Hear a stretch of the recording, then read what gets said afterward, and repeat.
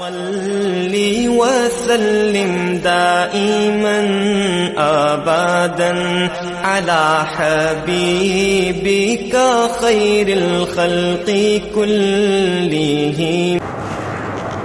الحمد لله رب العالمين، نحمده ونستعينه ونستغفره ونؤمن به ونتوكل عليه ونعوذ بالله من شرور أنفسنا ومن سيئات أعمالنا. من يهده الله فلا مضل له ومن يضلله فلا هادي له، ونشهد أن لا إله إلا الله وحده لا شريك له، ونشهد أن سيدنا ومولانا محمدا عبده ورسوله. أما بعد، أعوذ بالله من الشيطان الرجيم. بسم الله الرحمن الرحيم.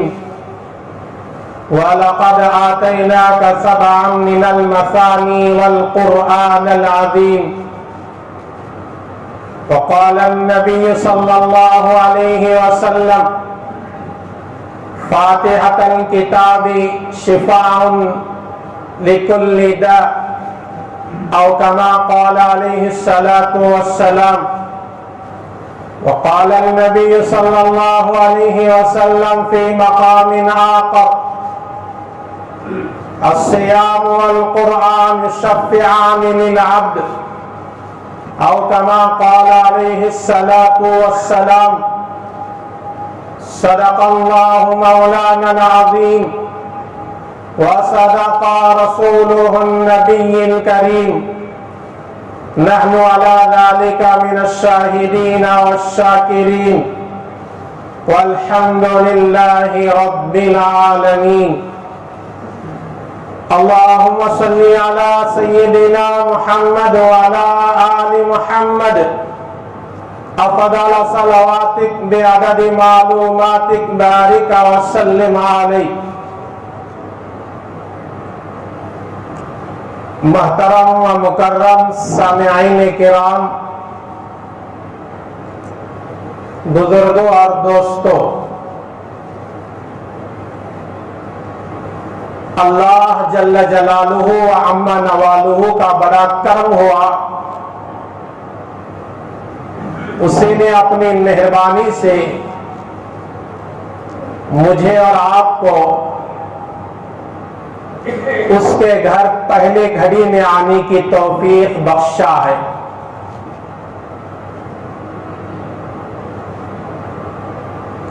ہم تمامی حضرات جانتے ہیں، رمضان المبارک کا مہینہ ختم ہونے کے بعد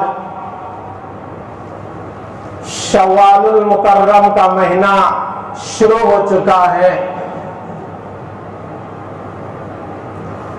آقا صلی اللہ علیہ وسلم نے ارشاد فرمایا کہ جس نے رمضان المبارک کے روزے رکھے پھر شوال کا مہینہ پائے تو آدمی کو چاہیے کہ 6 روزے رکھے۔ شوال کے یہ 6 روزے نہ فرض ہے نہ واجب ہے، بلکہ رکھے تو ثواب ہے، اگر نہیں رکھتے تو کوئی گناہ نہیں ہے۔ لیکن آدمی کو کوشش کرنا چاہیے، جس طرح رمضان المبارک کے 30 روزے ہم نے مکمل طور پر رکھے تھے، کہ 6 روزے بھی ہمت کر کے رکھ لیں۔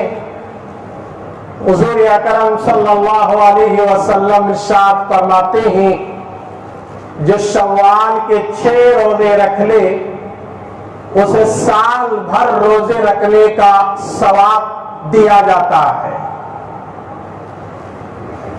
اور ایک مسئلے کی وضاحت کر دو، جن لوگوں کے رمضان میں کسی عذر کے بنا پر روزے چھوٹ گئے وہ روزوں کی قضا بھی ضروری ہے۔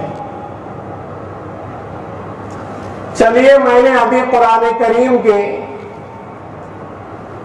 پارہ نمبر 14 سورہ نمبر 15 رکوع نمبر 6 آیت نمبر 80 پر 7 سورہ حجر کی ایک آیت تلاوت کیا،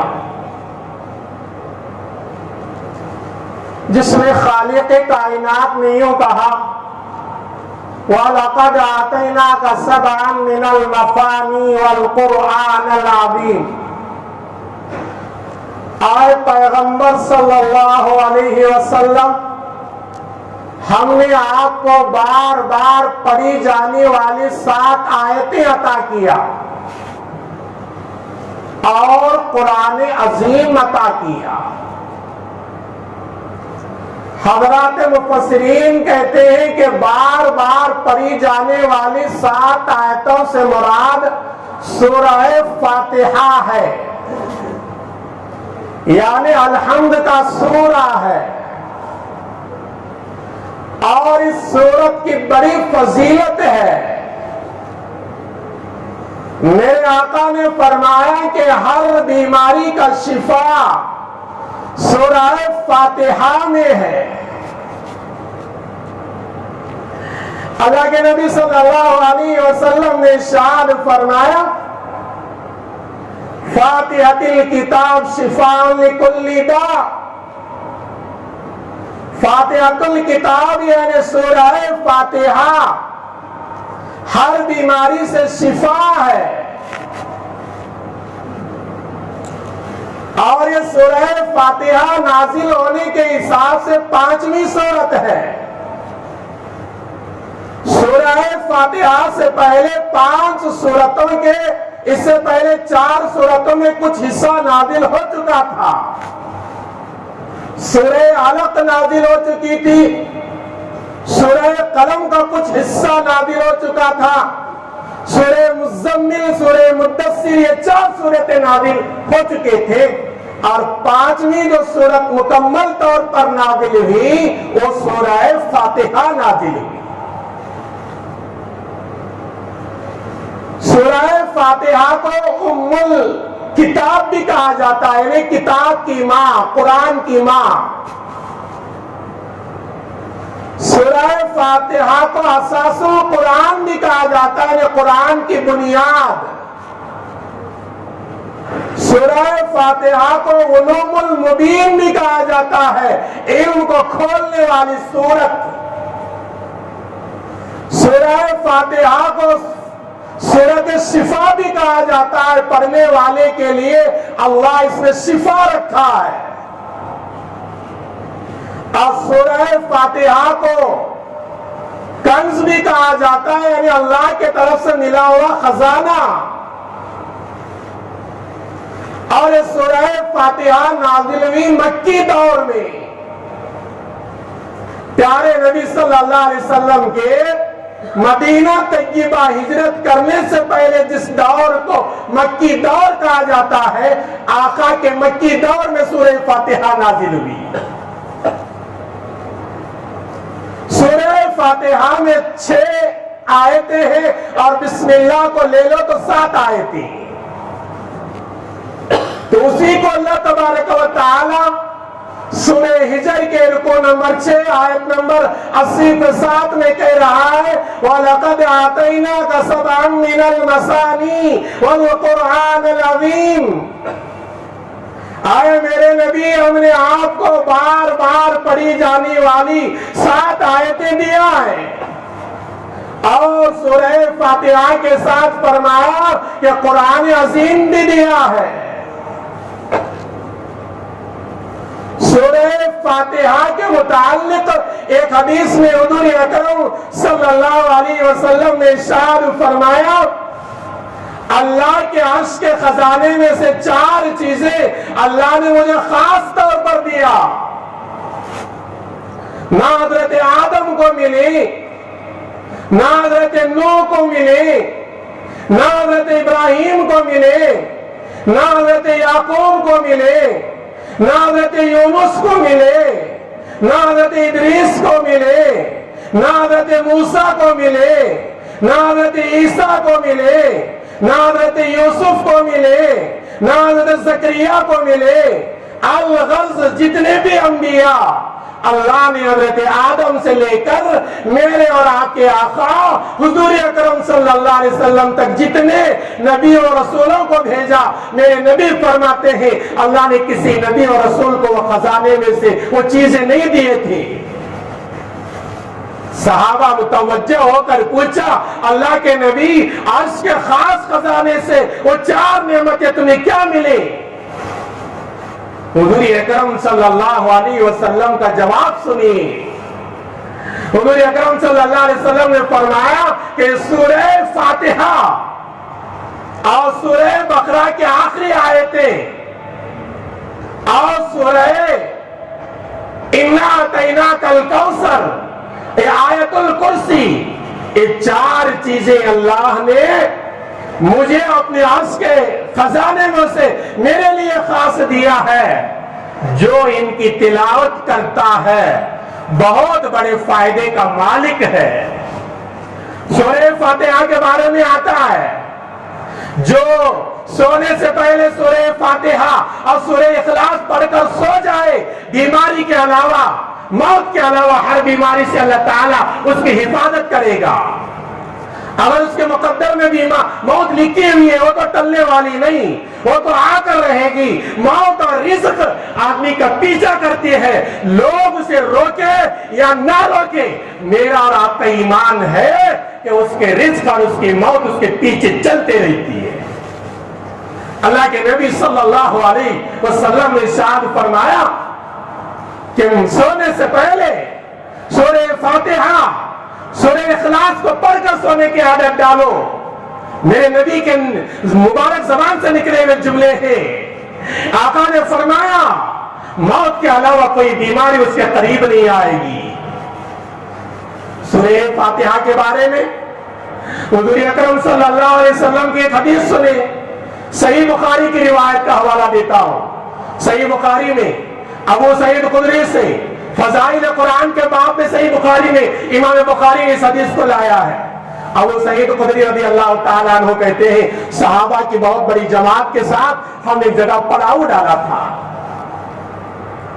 ایک لڑکی آئی، کہنے لگے اللہ کے بندو میری بستی بالکل قریب ہے اور میرا قبیلہ وہاں رہتا ہے، میرے قبیلے کے سردار کو بچوں نے ڈھس لیا ہے اور وہ تکلیف سے تڑپ رہا ہے، تم میں سے کوئی دوا کرنے والا، کوئی آیت پڑھ کر دم کرنے والا ہو تو آؤ، اس کی تکلیف دور ہو جائے۔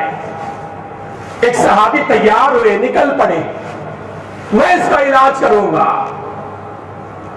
گئے اور اس سردار پر سورہ فاتحہ کو پڑھ کر دم کرتے رہے، پھونک مارتے رہے اور اس کا بچوں کا زہر ختم ہوتے رہا، اس کی تکلیف ختم ہوتی رہی۔ بچوں کے بارے میں آتا ہے علامہ دمیری رحمت اللہ علیہ حیات الحیوان کتاب کے اندر لکھتے ہیں بچوں کی ڈس جو مارتا ہے وہ تکلیف 24 گھنٹے مکمل طور پر رہتی ہے۔ اب دوپہر کو 1:15 پر کسی کو بچوں ڈنک مارتا ہے، آپ کتنا بھی علاج کراؤ اس کی تکلیف مکمل ختم ہونے کے لیے 24 گھنٹے کے وقت کا درکار ہے۔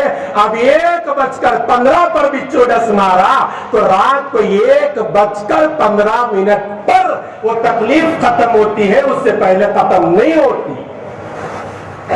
اسی لیے اللہ کے نبی صلی اللہ علیہ وسلم کی ایک حدیث ہے کہ بچوں پر اللہ کی لعنت ہے۔ آقا صلی اللہ علیہ وسلم اللہ کے مخلوق پر کسی کو خامخواہ لعنت نہیں کیا۔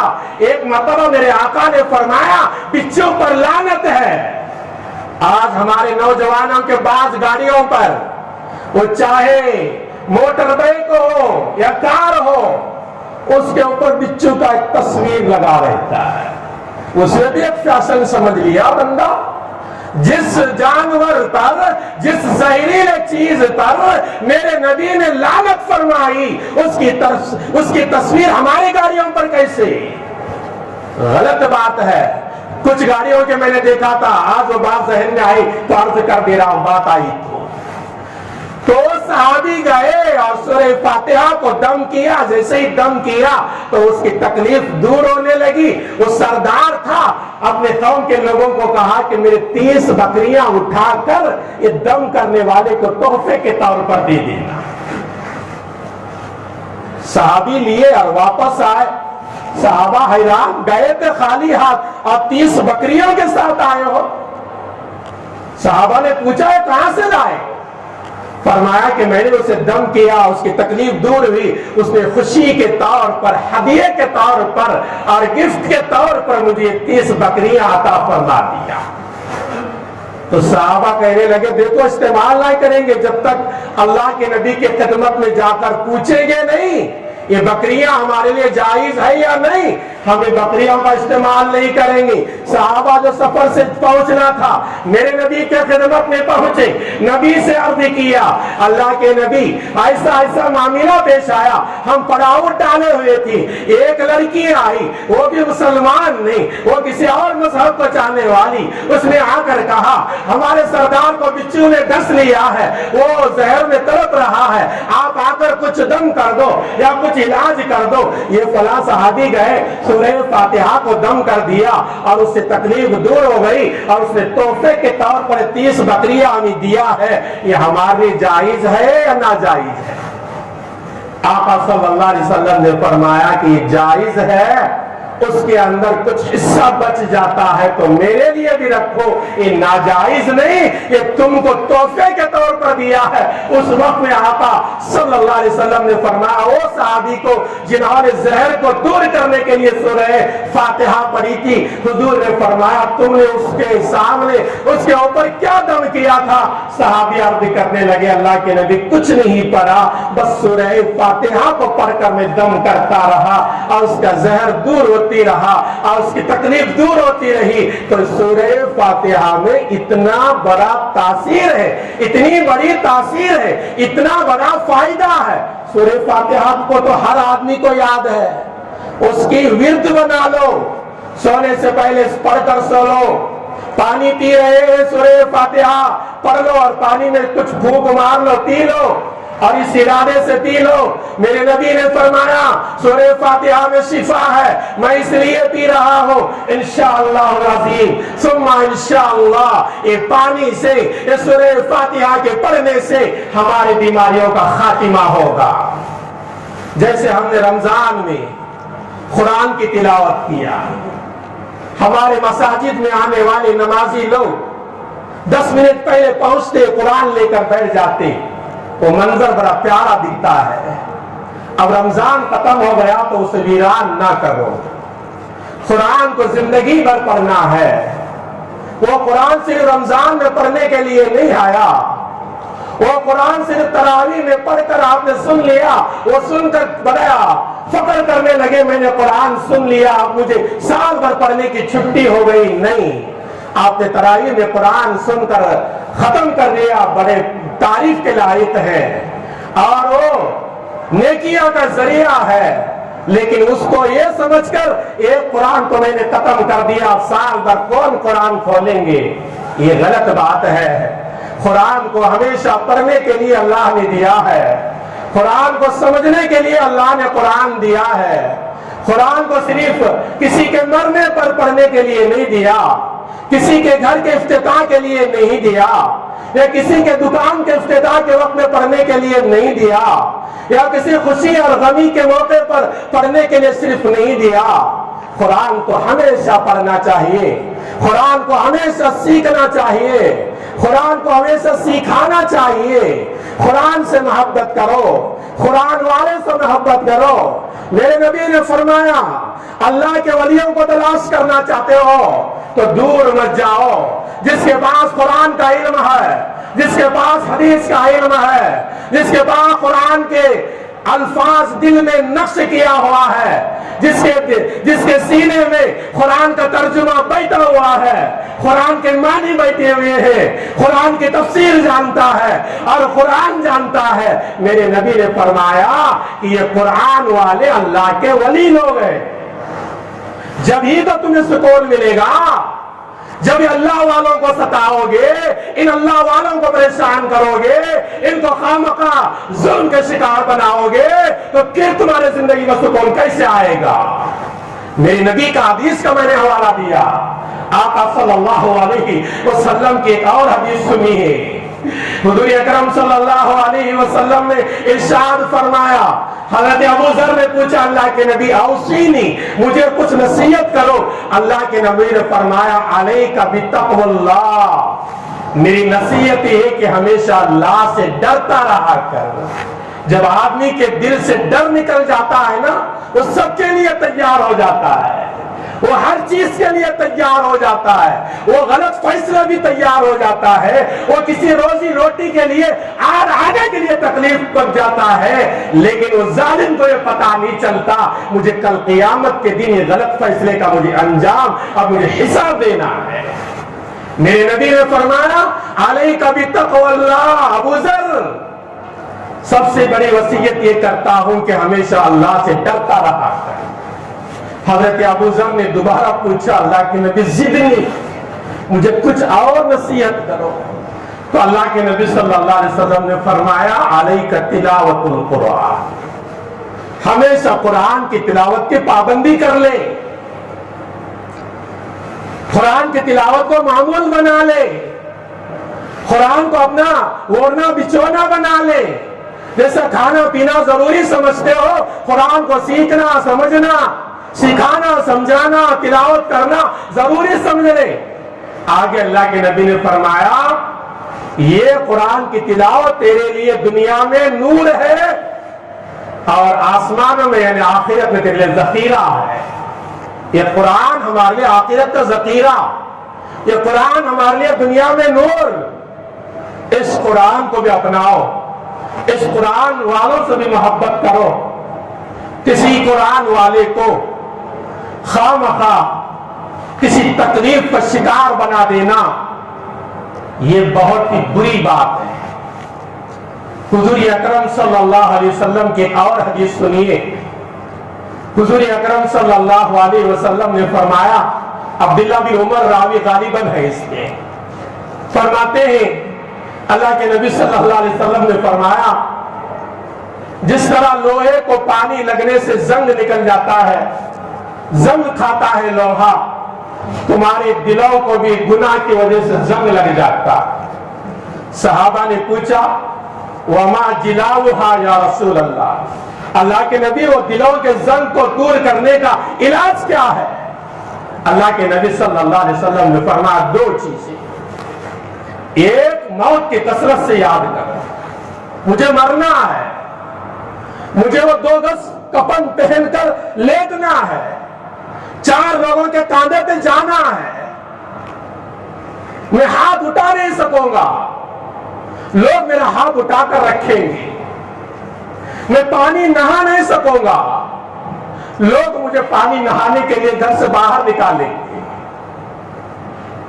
میں کپڑا پہن نہیں سکوں گا، وہ کپڑا لوگ پہنائیں گے، میں عطر لگا نہیں سکوں گا، لوگ میرے چاہنے والے میرے دوست احباب مجھے عطر لگائیں گے، میں اکیلا چل نہیں سکوں گا، 4 لوگوں کے کاندھوں پر جاؤں گا اور روز لے جا کر قبر میں لٹھا دیں گے اور مٹی ڈال دیں گے، کہیں گے منہا خلقناکم، ہم نے تجھ کو مٹی سے بنایا تھا، وفیہا نعیدکم، آپ تجھے عام رشتہ دار گاؤں والے آ کر اس مٹی کے حوالے کر کے جا رہے ہیں، وفیہا نخرجکم تارۃ اخری، کل قیامت کا دن آئے گا، اسی مٹی سے تو اٹھے گا اور میدان محشر قائم ہوگا، اللہ کا دربار ہوگا، تیرے زندگی کا رات دن کا ایک ایک لمحے کا حساب اللہ کے دربار میں دینا ہوگا۔ اللہ کے نبی صلی اللہ علیہ وسلم نے فرمایا کہ تمہارے دلوں کو جو زنگ لگتا ہے اس کو دور کرنے کا علاج موت کو کثرت سے یاد کر۔ کثرت سے یاد کرنے کا مطلب یہ نہیں تسبیح پکڑ کر مجھے موت آنا ہے، موت آنا ہے، موت آنا ہے، نہیں، ہمیشہ دماغ میں بات رہنا ہے مجھے مرنا ہے، آج میں جمعہ کو آیا ہوں، کھانا کھانے جاؤں گا یا نہیں مجھے بھروسہ نہیں، میں کپڑے پہنا ہوں، اپنے ہاتھ سے کپڑے نکالوں گا یا نہیں مجھے بھروسہ نہیں. یہ فکر پیدا ہونا اسے کہتے ہیں موت کی یاد. آج موت کی یاد نہ رہنے کی وجہ سے تو آدمی گناہوں پہ لگا ہوا ہے اور گناہ کر کے فخر کر رہا ہے، اسے گناہ نہیں سمجھ رہا. میرے نبی نے آگے فرمایا اس ضم کو دور کرنے کا پہلا علاج موت کی یاد، اور دوسرا فرمایا کہ قرآن کریم کی تلاوت کثرت سے کرو. یہ چند باتیں تھی سورہ فاتحہ اور قرآن کے متعلق میں نے عرض کر دیا.